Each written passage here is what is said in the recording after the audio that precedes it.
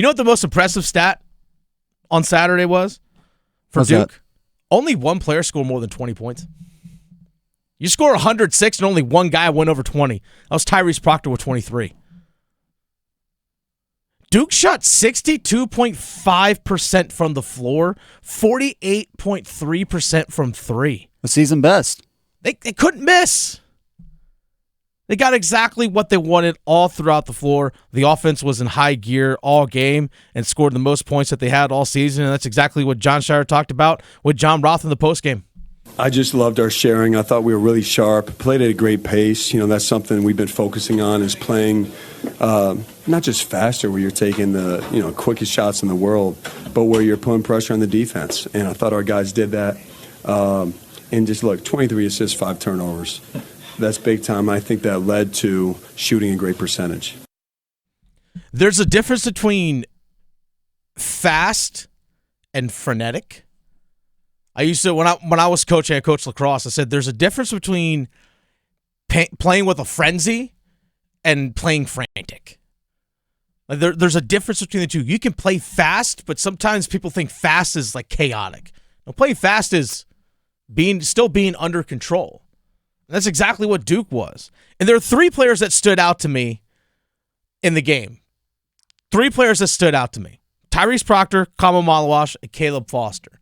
Look, I know we can talk about all we want about Cooper Flagg and all that stuff. There's a time and place for that. But 3 people that really stood out. Tyrese Proctor. This guy is on fire for Duke right now. He's averaging over the last 5 games 19.4 points per game. Shooting 53.8% from the floor on 13 field goal attempts per game. So it's not like he's putting up 5 or 6 shots and has a high percentage. This guy's shooting at high volume. 13 field goal attempts per game over the last 5. 48.6% from 3 on 7.4 3-point attempts per game. So he's basically making 3 out of 7 from behind the arc over the last 5 games. And that's his average in 31 minutes a game. So he's averaging 19.4 points per game. Add on top of that, over that same 5-game stretch, Cooper Flagg scoring 19.2 points per game, with Flagg shooting 54.5% from 3. Have that together, and you have Malawash and Knipple and others as your secondary scoring. When this team is on all cylinders, watch out. That's a scary team to go up against. It 100% is. And the impressive thing for me about Tyrese Proctor is that he can score in multiple ways. And he's adapted and evolved his game this season. He's turned into a great catch-and-shoot three-pointer, or a great catch-and-shoot three-point shooter.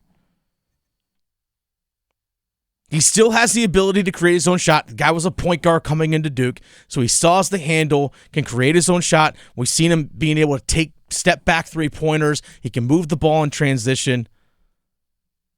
And his ability to adapt and move off the ball allows Duke to play at a really great pace and tempo, and this is something John Shire talked about in the postgame as well. Yeah, no question. I mean, these guys, that's, I think, what they wanted to do is make it slower pace, less possessions. And, Renaud, I mean, he had it going there in the first half, obviously, and, he scares you with what he's capable of doing. But I just thought our guys didn't waver. They just kept coming at him, and really proud of their prep and really proud of the execution. So that's Tyrese Proctor for me. Second person that I noted, Kama Malawash. 17 points on Saturday against Stanford. Just catching lobs, throwing it down. Got the game started with a dunk. Yeah. And it's like, all right, that's a nice way to set the tempo. For sure. Double-digit points in back-to-back games. He was in single digits in the previous 6 games. He went 6 games of single-digit points, including 0 points scored in 18 minutes against Wake Forest, where he didn't even have a field goal attempt, not even a putback or a layup attempt or catching a lob. And I had to remind myself, Graham, of how young this guy still is, both as a player and a person. He just turned 18 in September. He's super young. He's literally like 2 months older or 3 months older than Cooper Flagg is. And Cooper Flagg's supposed to be a senior in high school. So he's just that young physically as a player, but he's also only been playing competitive basketball for about 5 years. He's still really young at the game, too. And I had to remind myself of that because we just see this raw talent. But when you have a 7'2" guy that just can be the finishing piece of, hey, if Tyrese Proctor gets inside the lane, or Knipple, or Cooper Flagg, or Sion James, or whomever, and you have to worry about those guys. And you also have to worry about guys that can space the floor. Fine, send your weak side help defense. I'm just going to throw up to the 7'2" guy, and he's just going to catch and throw it down. I'm not going to expect him to score 17 a night. I think, again, some things are just unrealistic to ask of people. But being a consistent threat, like, can you be 11 points a night, 12? And someone that teams have to respect on a night in and night out basis. And this gives me actually to my third person. It's Caleb Foster, actually. I think Caleb Foster is someone that is going to be needed for Duke as the season goes on, especially when we get into the ACC tournament and then also in the NCAA tournament. I think his role has been reduced much of this season, and having had his role reduced has impacted his confidence. He's essentially become the 9th guy in the rotation for John Shire. He's conceded a lot of minutes early on in the season to Sion James, who's now taken over as the starting point guard, but now Isaiah Evans and Mason Gillis as well. He played just 6 minutes against Stanford in mop-up duty. So he didn't get time early on in the game. Just 6 minutes in mop-up duty against Stanford. Scored 10 points. Yep. In just 6 minutes. It was a little bit of a reminder of what he's capable of doing. Last year, he started much of the season. I think he started, if I remember correctly, it was about 17 of 25 games. Playing alongside Tyrese Proctor.